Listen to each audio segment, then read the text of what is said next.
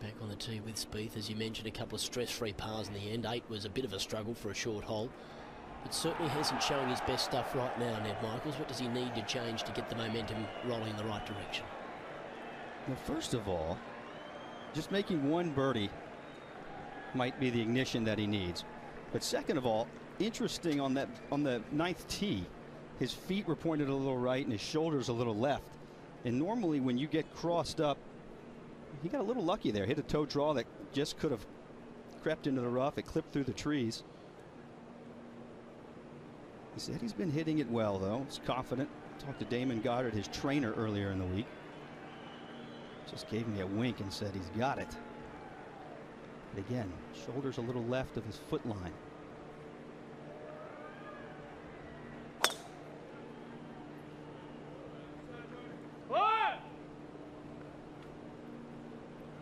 There's no question he's fighting his swing at the moment.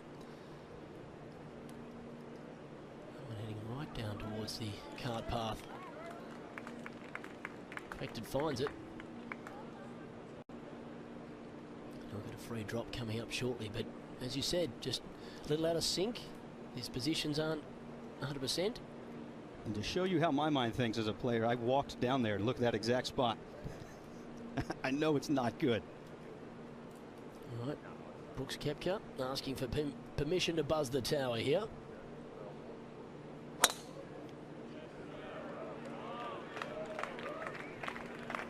Gonna fly that bunker down the left. Oh, took aerial photos of it. Massive. Just carried it a cheeky 317 yards. It's the modern game, isn't it? Must be lovely to have that extra gear or two. I would not know.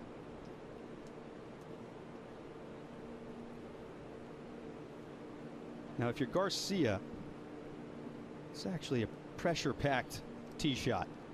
He knows he's got to get a couple of birdies just to handle the cut. This one of the few opportunities on the back nine. It all depends on this.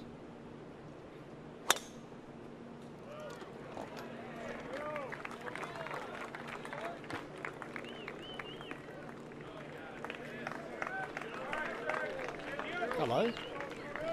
Doesn't matter how far you fly it. See you later, BK. Maybe there's a little bit of a sting in the tail after the drop shot at 9 by Garcia. Needs a momentum change if he's to make the cut.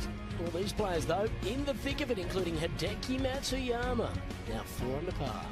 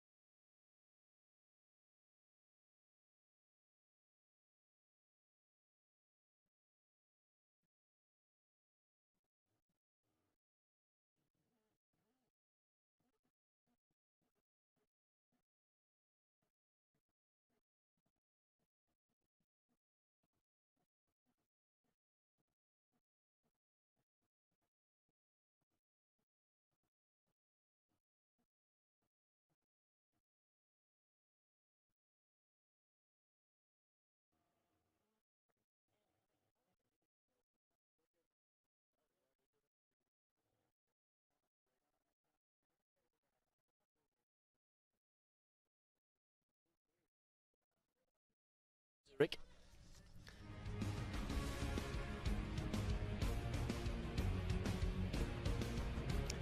Couple of big names starting to make their move. Jason Day now up to 3 under par. Hideki Matsuyama looking to become the first male from Japan to win a major championship. Louis Oosthuizen looking for his second major title, but first victory of any kind on US soil. Look at Ricky Fowler, a man who's got all the pedigree to be a major champion. Be appropriate that he broke through here at Quail Hollow, which was the same venue where he broke through for the first time on the PGA Tour in 2012. Patrick Reed's another man who would love major glory to go along with his Ryder Cup heroics. We're focused on Brooks Koepka, looking for 2 wins this season in major championship golf. Jordan Spieth likewise, but his would complete a career Grand Slam. He'd be the youngest ever. And Sergio Garcia, who donned the green jacket in the spring to start what's been an excellent majors season. Ned Michaels, and I'm Luke Elvey here as we... Well, we saw something like this at Birkdale not too long ago, although the view was a little different for Jordan Spieth. He's used to trying to find his way out of trouble. Directing traffic. Well, I told you I walked down there in the practice round because I thought somebody would try to hit a hard draw and instead hit a big block. And that's what Speith has done. And it looked like his ball actually stayed on the cart path.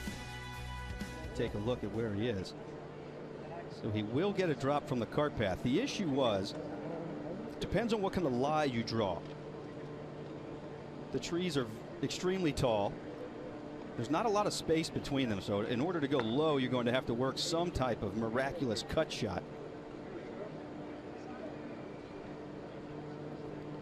So again, nearest point in a club length.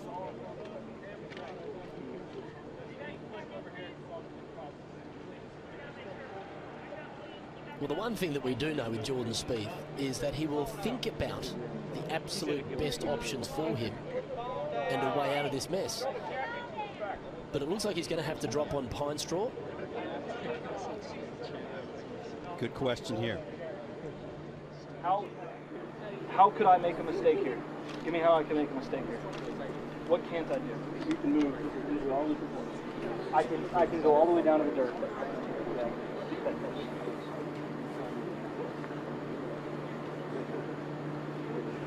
What you can't do is move anything that's growing or fixed. Okay? All this dark stuff is still loose. Right? There's nothing growing. There's nothing growing. You asked me what you could do. Yeah, thank you. Appreciate that. Once again, a very thoughtful question to the rules official. What can I do here? What would be the wrong thing to do? Already working out what would avoid a penalty. Now he's going to give himself the best possible lie if he drops it. Why is it better to play off a solid lie as opposed to pine straw, Ned? Just get better club on it. Pine straw might get a little bit of it between you and the club. It rides the face. Hard to control the spin. Don't know how far it's going to go. Again, this is all perfectly legal. The rules official has given him the A-OK. Absolutely. Can't move anything that is growing or embedded into the ground. Pine straw, in this case, a loose impediment, can be brushed out of the way.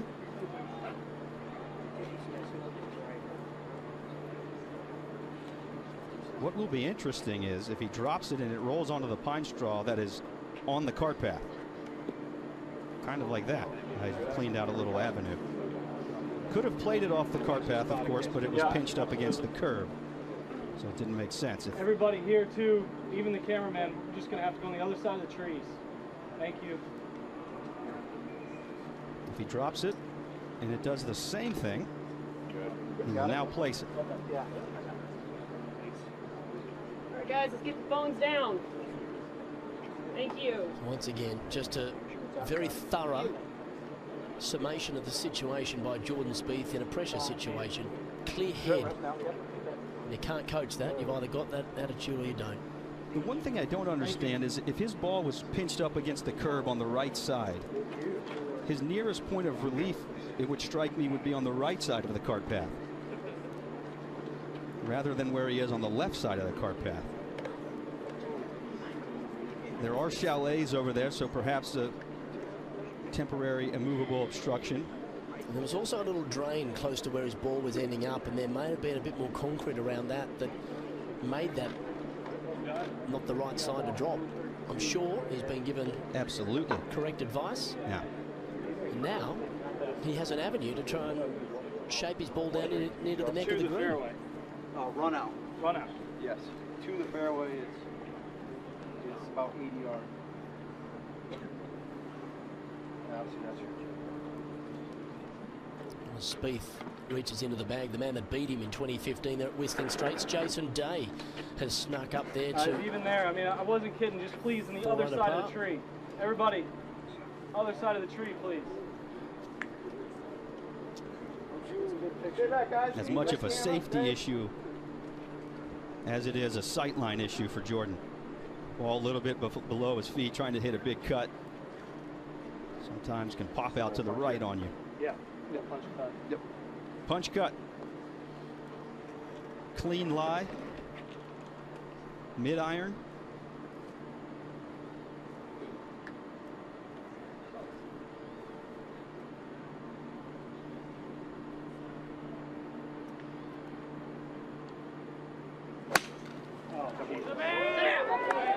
He's at the pull hook here. This one's going well to the left, so he'll find himself on pine straw once again. A real struggle for Jordan Speith down the par 5 10th. But I'd have to say his clarity in thinking is probably the attribute there that was most impressive. He thought correctly, and that is step number one. Execution, another story. But the way he thought at Royal Birkdale at 13 helped him win the major championship. But again there, he used everything within the rules to his advantage to try to hit a good shot. The fact is, he just didn't. And sometimes when the ball gets too far below your feet, that heel will actually dig in and the face will shut down. And you get that double crosser. All right, Brooks Koepka's in the go zone.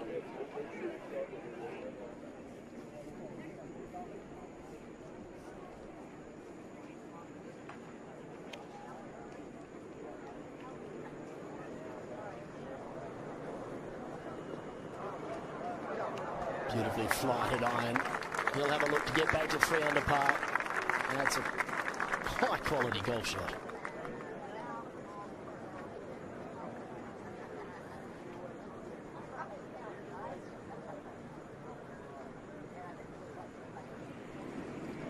And a nice visual for Sergio Garcia.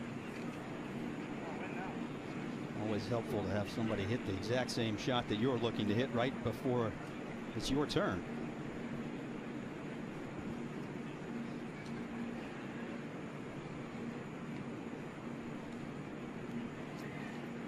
Second shot he hit into the par 5 15th at Augusta National, en route to the Eagle, which got in the jacket.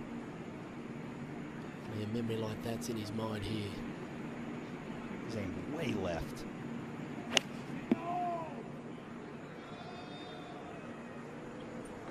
Doesn't seem too bad, Sergio. Sets a pretty high bar for himself, doesn't he? 2 one-handed follow-throughs. The first off the tee knocks it 20 yards past Koepka, and the second one bumbles onto the front of the green. We know Hideki Matsuyama's made a habit of doing this. If it's not absolutely perfect, he seems to take a hand off the club. That one wasn't far off the mark, and yet he seemed disgusted with it.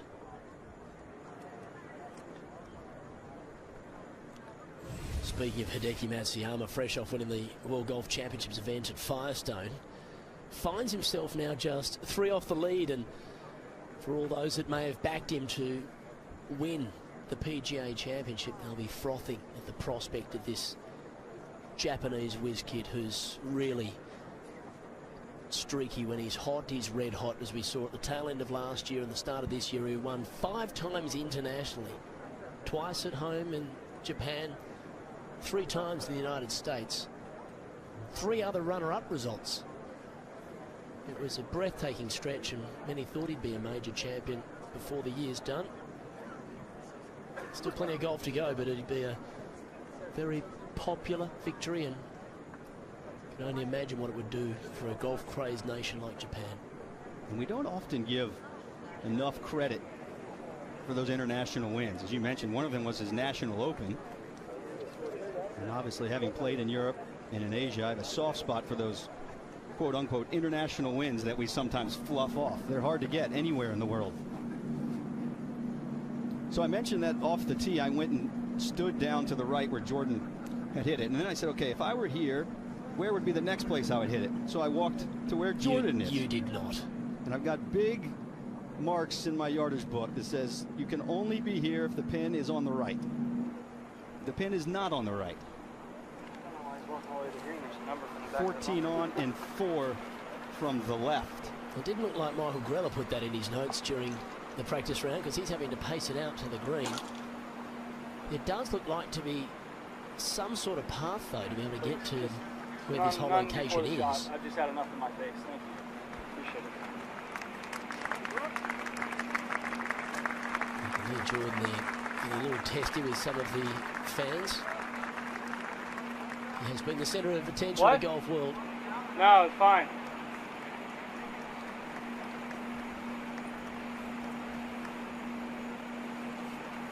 Now's the time to take a breath. There's a number from the back of that bunker. 66 over the bunker. 77 in the fairway, 92 front. There's 11 yards between the bunker and the fairway. I'm right here. I'm looking at this part. Oh, yeah, okay. What is it to the hole? What's it to the front? 92 front.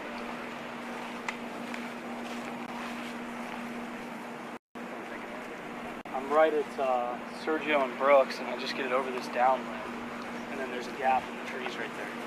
As long as it's through that first part, we're fine.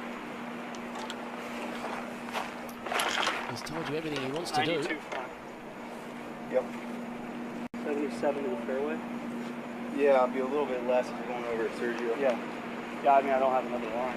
So that's where he came from. And across the fairway to the other side, he's deep down in this collection of pine straw under the trees here.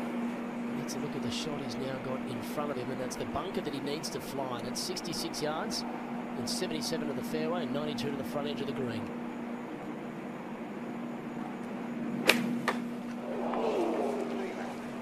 Earlier, Luke, you asked me, why is it important to have a clean lie? Why was he moving all the pine straw?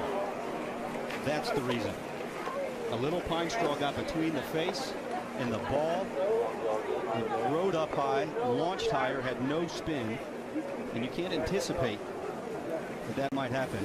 And it caught the tree branch. You heard it solid.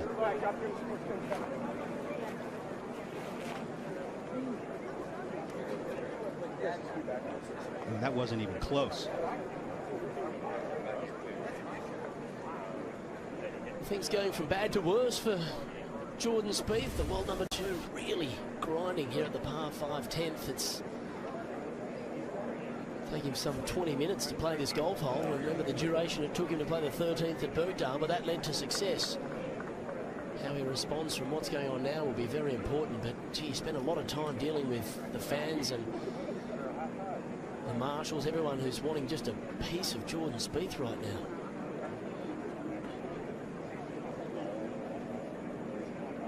Pen run, hot under the collar at times. He's admitted to it.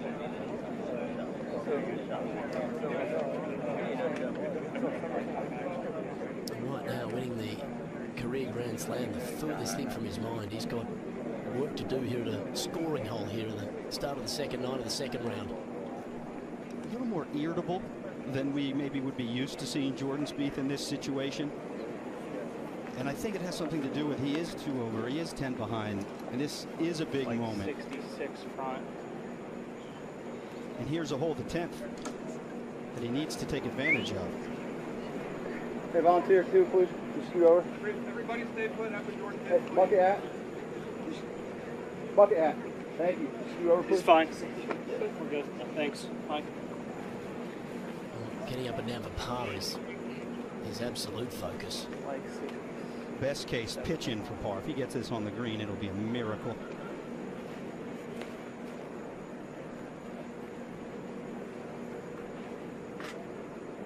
fine straw to deal with.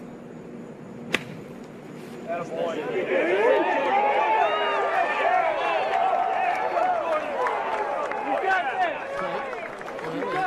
that for par.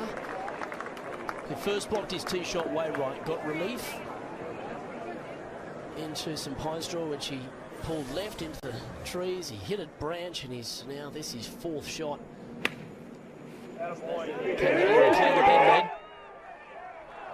Watch as it just trickles into the rough and sits down.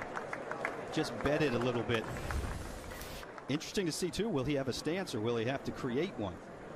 Remember at Birkdale, in the start of the back nine on day 2, and he pitched in for an unlikely par at 10.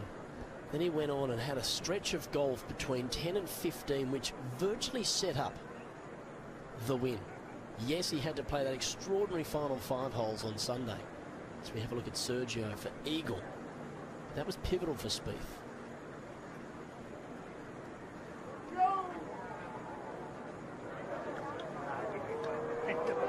Stretch out Sergio. That's a tap in birdie. That's one. He needs another couple if he wants to play on the weekend.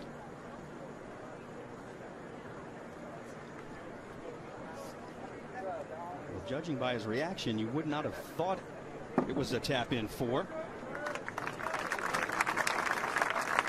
That was the only shot on the entire hole that he finished with both hands on the club.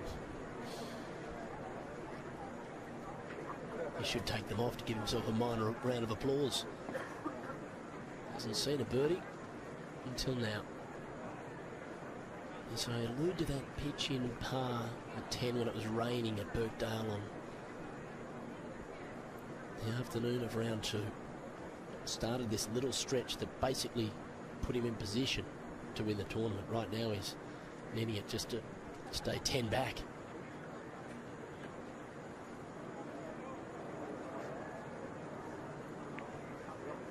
Well, now he's in jeopardy of dropping a couple more.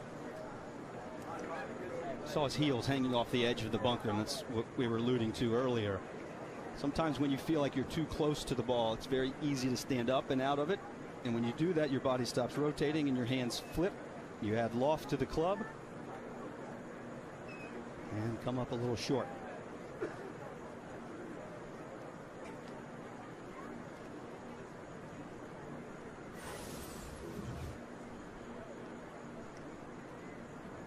Not only that,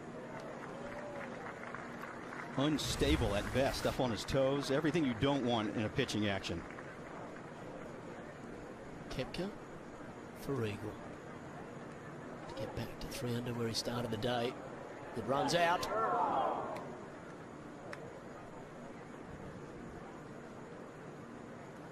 Taking advantage of the par 5s was Koepka, who made birdie at 7. Now has a short one here at 10. And really, Quail Hollow doesn't have a stack of gettable holes. There's a couple of short 4s, both the 8th and 14th, short par 4s. Most of the courses are brute. So you've got to take the opportunities when they present themselves.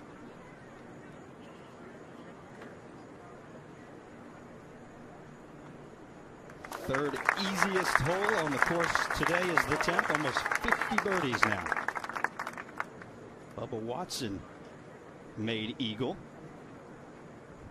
Having a good day, Bubba. Couple under through 10. 4 over for the championship, putting himself back inside the cut line.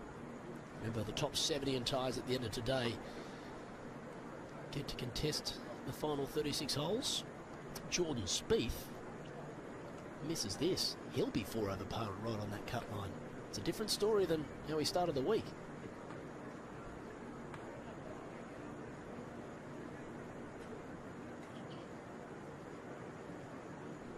And as you mentioned, Ed, the 3rd easiest hole on the course. Accelerate straight down.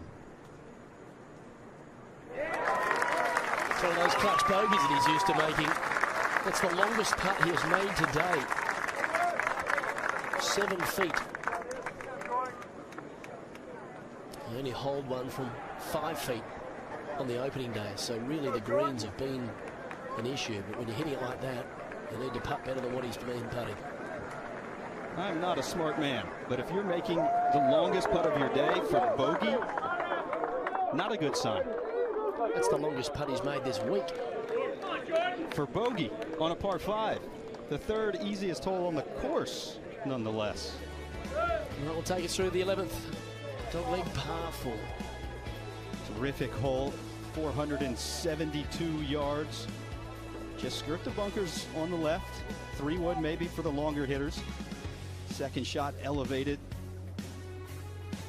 He's 4 yards uphill the whole location again.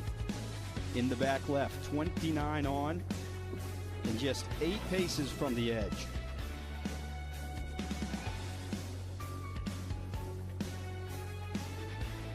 It's averaging a quarter of a shot over par, and you can see it there. It releases past the flag to the back fringe, but Koepka with his power weapon. 320 yards over the bunkers. What bunkers? We were lauding the driving clinic that Rory McIlroy's put on this week. He's a couple over par after consecutive rounds of 72. He'll have a chance on the weekend. Hasn't been able to make anything on the greens. Koepka, a much better putter than Rory. In fact, one of the top 20 putters on tour. So Garcia now coming off his birdie. Trees right, you can manage. Bunkers left are okay. Left of the bunkers, some of the deepest grass on the property. Get in the hole!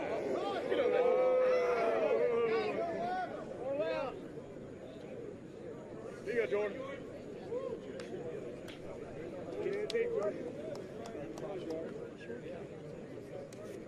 Won't be able to see his shoes. That rough is so bad.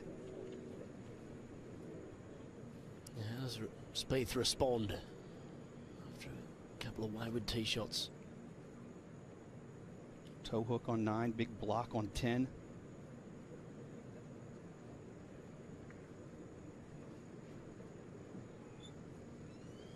Who's your daddy? Now that's what makes him great, in my opinion. Just to be able to stand up there, clear your mind and go and execute when you've been fighting a swing. He takes momentum off bogeys. He has that ability because he made a putt to make the bogey, and he rides that. Come on, Jordan. Such a potent weapon to have a strong mind. Look at Hideki Matsuyama. He's on a tear this afternoon. Now just 2 shots behind Kevin Kisner in the 99th PGA Championship.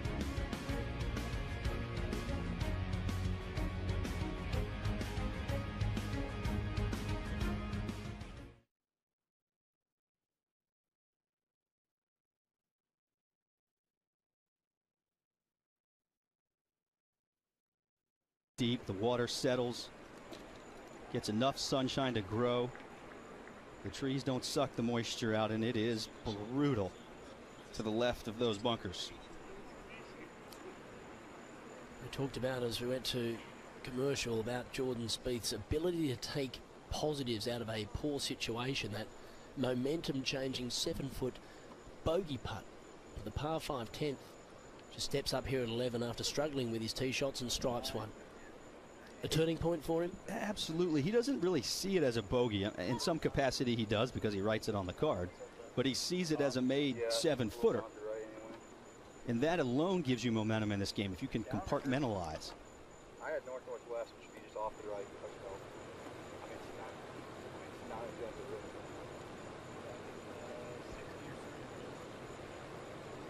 Yep, exactly. Yeah, 100%.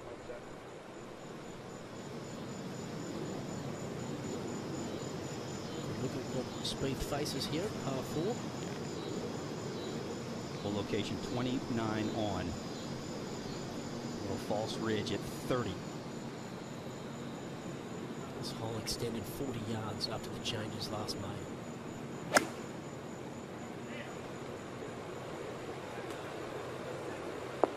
Easy.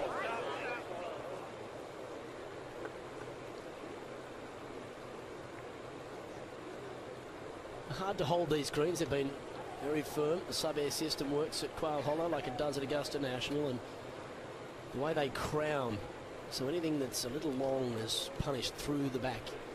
Very hard to hold the surfaces here, particularly with the new Bermuda greens, and that's what you were talking about. How deep is that lie? It's like trying to play out of 6 inches of snow.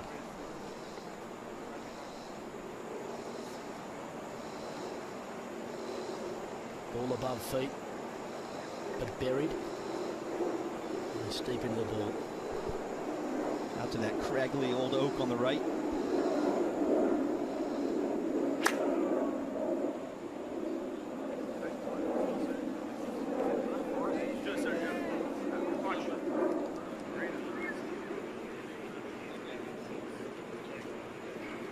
And certainly not out of the frying pan yet.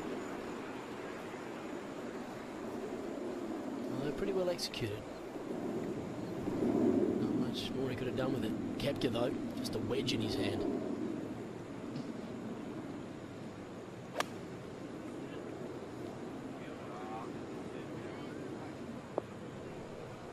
That's twice.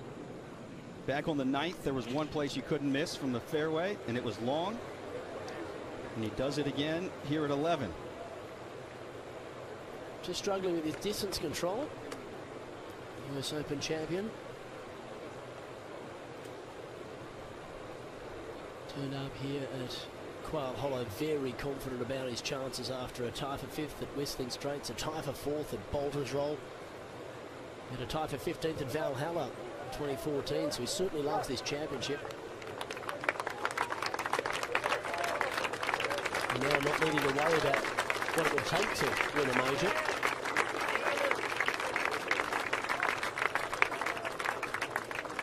But these are the little battles all these players fight in and out of rounds. And with no wind really to speak of, to think that he airmailed the green, I doubt it was a math error. But sometimes players who like to play cuts, swinging down and left, when the ball gets above their feet, they can trap it a little bit and deal off the club and get 4 or 5 yards extra. And in this case, it hurt him. Well, I've seen this feature group struggle somewhat. The struggle isn't happening with Jason Day. We hear sirens sounding in the background, which will force a suspension of play. Jason Day just birding the par 5 10th to get to 5 under. And that's a disappointment. We'd had really moments of concern about the weather. It looked to have passed us, and out of nowhere the sirens sound, and really it's for the players and fans' safety. If there's a little bit of electricity in the sky, they have to take precaution. But it might help the momentum of the likes of Jason Day and Hideki Matsuyama, both on the charge. Matsuyama 5 under through 14 holes, 6 under for the championship. Jason Day 4 under through 10, 5 under for the championship. You don't have the option. It's not like darkness where you can finish the hole. In this case, mark it and hightail it back to safety. And they're suggesting that they're going to bring the players in, so there is concern. That is a decent storm cell coming our way, and that will bring about a lengthy delay. We weren't expecting this when day began, but the humidity, Ned Michaels, has been in the air all morning, and you sense that something could pop up out of nowhere. Yeah, this time of year in Charlotte, North Carolina, when you do get the humidity, although the temperatures have been a little bit lower than normal, you can just feel it building. And unfortunately, the weatherman got it right this time. Late afternoon thunder showers was the call.